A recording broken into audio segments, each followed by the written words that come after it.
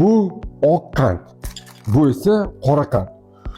Dunyoda juda ham ko'p insonlarning umr zavoli bo'lgan va hozirgi kunda salomatlikka eng zararli omillardan, mahsulotlardan bittasi mana shu oq qand bo'ladi. Endi bu esa barbaris, qora qand bo'ladi. Zamonaviy tibbiyot isbotlab bergan tarkibidagi berberin moddasi agar bir oy mobaynida ichilsa quyidagi natijalarga erishishingiz mumkin. Birinchidan, organizmda moddalar almashinuvini yaxshilaydi. Ikkinchidan, qondagi qand miqdorini tushiradi. Uchinchidan, qondagi qand miqdoriga insulinni sezuvchanligini oshiradi.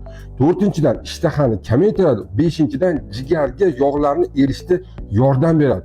Va qo'shimcha ravishda 3 kilodan 7 kilogacha sog'lom ozdirish bo'ladi. İçilişi qanaqa? Bir choy qoshig'ini olasiz, mana bunaqa termosga solasiz, shu termosga damlab 3 qismga bo'lib och qoringa bir oy mobaynida ichsangiz bo'ldi. Ham sog'lom suv ichgan bo'lasiz, shifobaxsh, ham dardingizga shifo topasiz. Albatta tavsiya qilaman, like bosib tarqatib qo'yishingizdan chiqmasin. Sizlar bilan doktor Kamilov, e'tibor uchun rahmat.